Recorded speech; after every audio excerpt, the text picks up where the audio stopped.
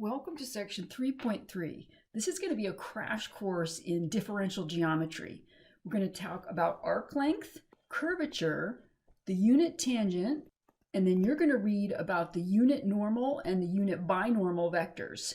Now those three vectors together, t, n, and b, make up a famous coordinate system called the Frenet frame. So if you go on and take some higher level math courses, you might run into that. So there are two arc length formulas. One is just a generalization of the arc length formula we had in lower level calculus. If we want the length of a space curve, r of t, we're going to integrate the length of the first derivative. So this is the short, pithy formula, easy to remember. But if you want to know what that is, if you spell it all out, the length of r prime is the square root of x prime of t squared, y prime of t squared, z prime of t squared. Add those together, take the square root.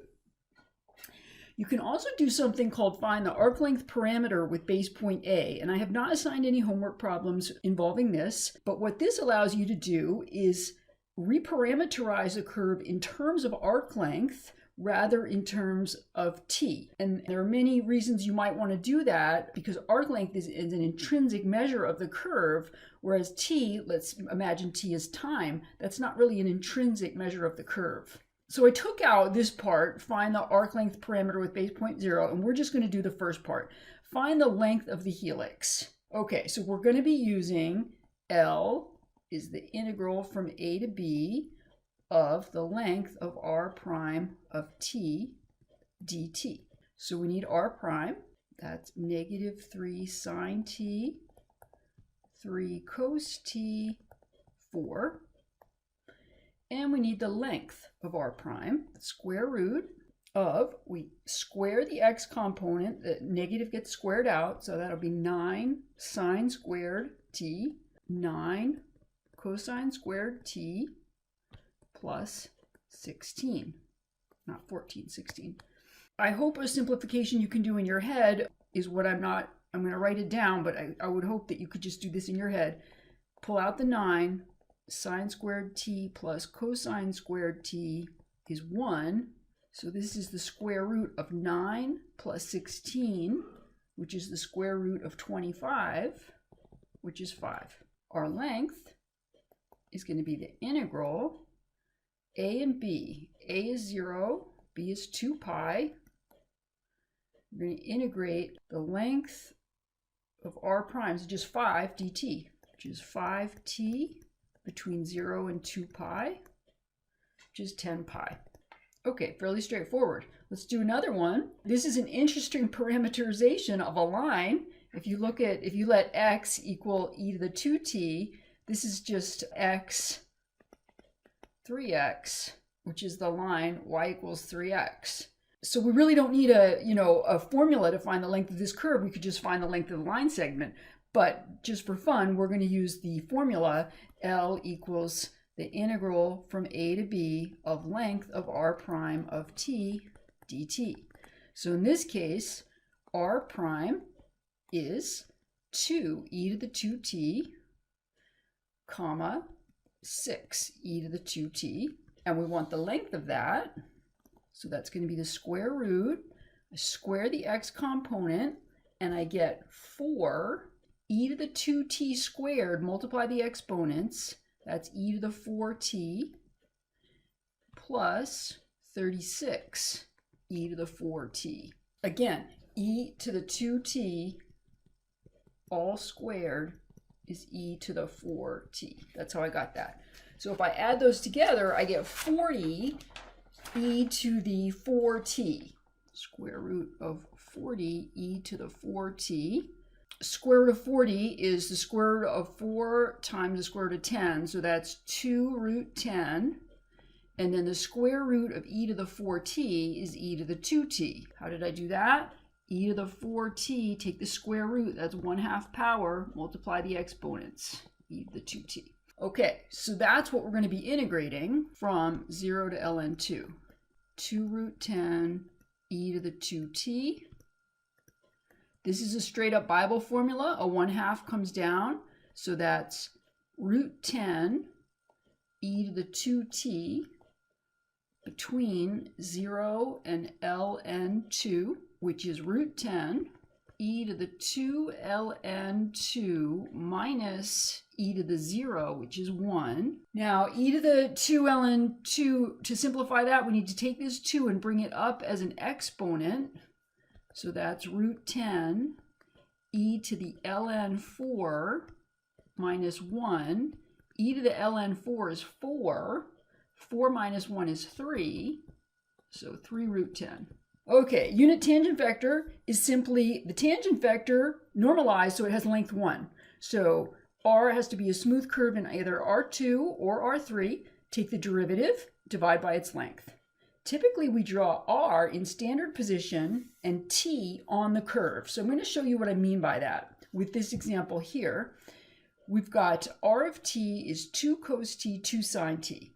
Find the unit tangent vector at pi over 4 and graph it. So first of all, r of pi over 4 is 2 over root 2, comma, 2 over root 2, which is root 2, comma, root 2. And we would graph that in standard position, meaning start at the origin and draw a vector whose end point is root 2, root 2. So that would be right about there. So that's our r. Then I went ahead and found r prime. I found its length to be 2. So big T is going to be r prime divided by 2, because that's its length.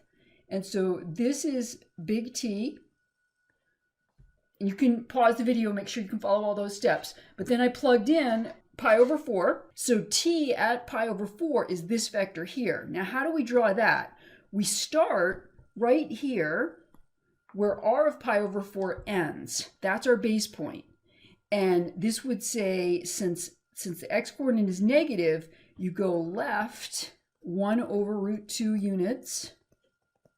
And since the y-coordinate is positive, you go up 1 over root 2 units. So you go left as much as you go up. So that's giving me this vector right here. It's pointing, you can see I'm going left and up. And it truly does look tangent to the curve. Okay, curvature. Curvature measures how much a curve curves. So I think if you look at these 3 pictures here, you can say, well, this curve is curving the least, right? And then for this curve, it's curving the most up here, and it's a little less curvy here. But the question is, how do you measure, how much a curve is curving? And it turns out what you do is you take the derivative of the unit tangent vector with respect to arc length. That will tell you how much the curve is changing. However, that can be a nasty thing to do because that requires parameterizing the curve by arc length. So there's 2 easier formulas you can use.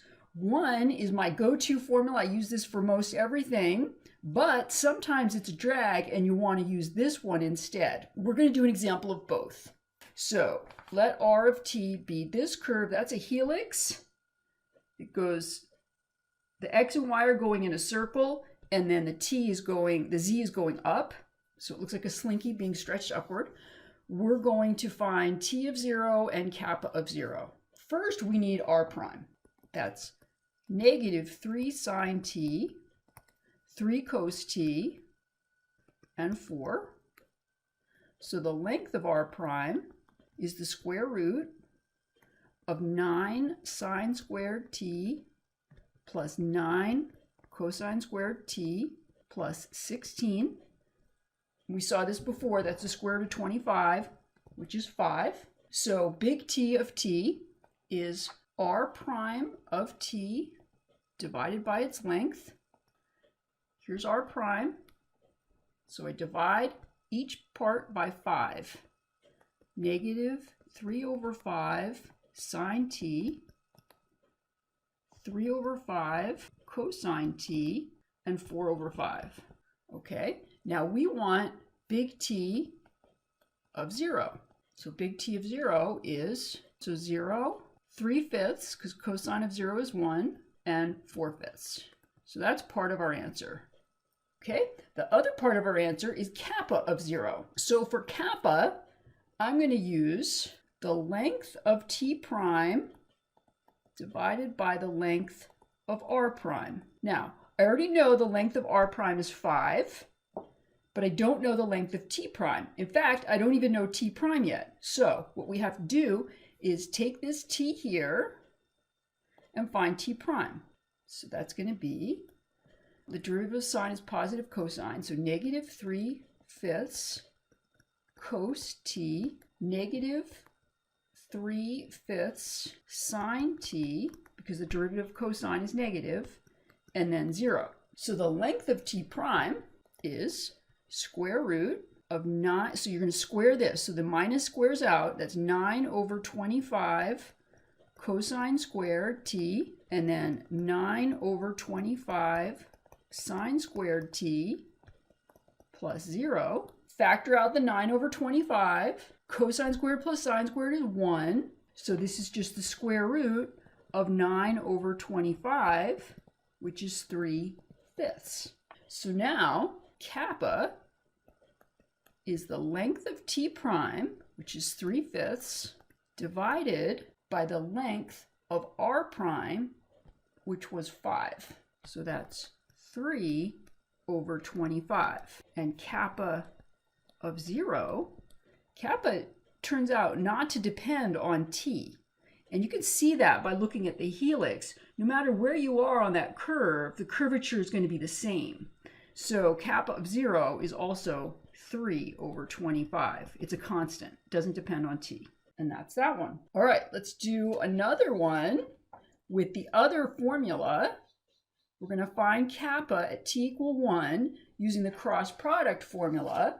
And to convince you why you would not want to use length of t prime over length of r prime, I went ahead and found t in this problem. This is t, so it would be pretty yucky to find t prime, let alone its length, let alone the length of this is just going to be a real drag. So the cross product formula is going to work much better for us. Okay, so we just need to start computing.